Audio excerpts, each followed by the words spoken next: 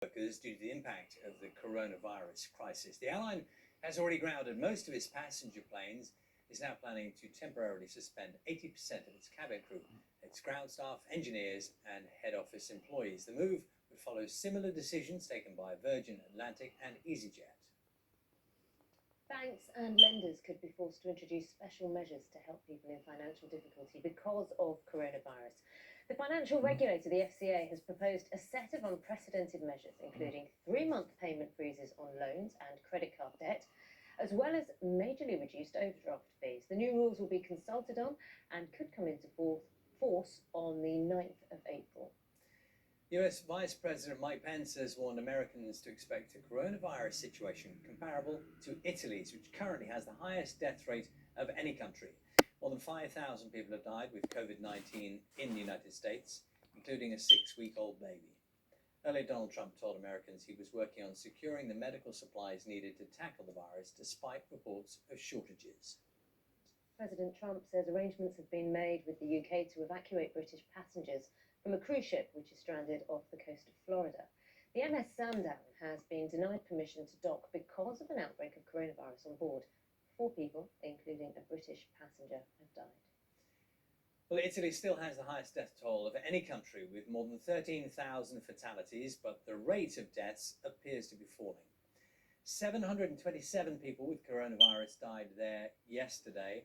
That's a drop of more than 100 from the previous day. However, neighbouring Spain has recorded its highest daily toll so far, 864 people. Now, we've been reporting this morning that the World Health Organization is considering whether to update its guidance when it comes to the routine wearing of face masks in order to prevent the spread of coronavirus. It currently advises that healthy people don't need them unless they're caring for those with the disease. Our science editor, David Schuckman, has this report. How far can a sneeze travel? And would a mask help stop the spread of coronavirus? New research suggests that the infection could be reaching further than previously thought, and now advisors to the World Health Organization are weighing up the evidence. Masks are suddenly becoming a common sight all around the globe, from supermarkets in California to police officers patrolling the streets of France. Until now, the advice has been that healthy people don't need them unless caring for someone who may have the disease, but that guidance may change. It might be that wearing a mask is equally as effective or more effective than distancing, provided that mask is worn properly and provided that people don't infect themselves when they're taking the mask off and touch an outer surface which may be contaminated. In Germany, several regions want it to be compulsory for people to wear masks in public. For many, it makes a lot of common sense, but experts say it's vital to realize that the masks don't offer total protection. In Austria, the supermarkets are going to insist that everyone wears a mask, but health professionals say they must be worn properly, and that the most important thing remains hygiene, above all, keeping your hands as clean as possible. A clothing factory in Rome turns to making masks. Demand is growing, but one concern is that if the public snap up masks all over the world, that may make it harder for health workers to get hold of them. David Schuckman, BBC News. Time now is 12 minutes past 8. So all throughout the week on Breakfast, what we're trying to do is clear up some of the confusion around some of the measures that are applying to certain people. So say you're someone who lives with a serious health condition in England. You might be expected to be one of the 1.5 million who've been sent a letter by the government telling you to stay at home and self-isolate. So those with cancer and severe respiratory illnesses are on the list, but other conditions such as motor neuron disease are not included because the government says people with MND can self-register. Now here's what one high-profile MND sufferer had to say on this subject. Hi, my name's Roberto, and I used to play rugby for Leeds Rhino, and I have MND.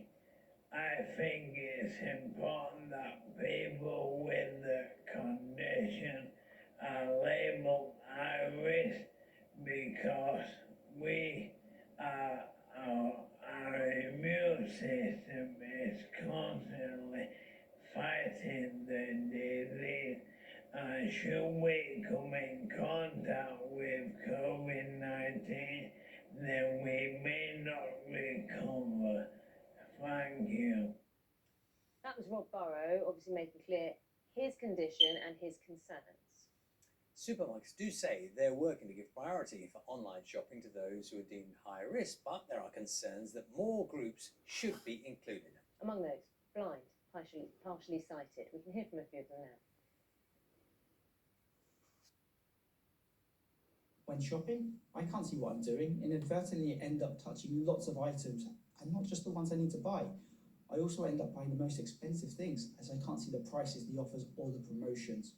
The normal help and the support I'd get when shopping alone, like a staff member guiding me around the shops and helping me pick items, cannot happen because of the need to ensure distance between people, so it's even more difficult right now. And why don't I just get online deliveries delivered to my house? Because I'm blind, and apparently that doesn't count as being vulnerable enough to need this. It's quite frightening, actually, on one level, because how will people such as ourselves get shopping? How are you going to feed yourself? How are you going to feed your dogs? How are you going to feed your cats? You know, how are you going to do that long term? It's very scary.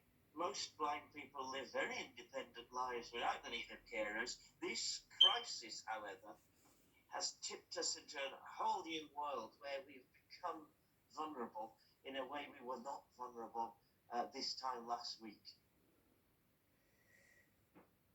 Well, you saw Dr. Amit Patel in that film there. He's at home and joins us from London. And we've got Catherine Smith as well from the Alzheimer's Society in Wakefield as well. Good morning to you both.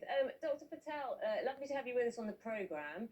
We had an idea there of what people are concerned about. Can you just describe how daily life or the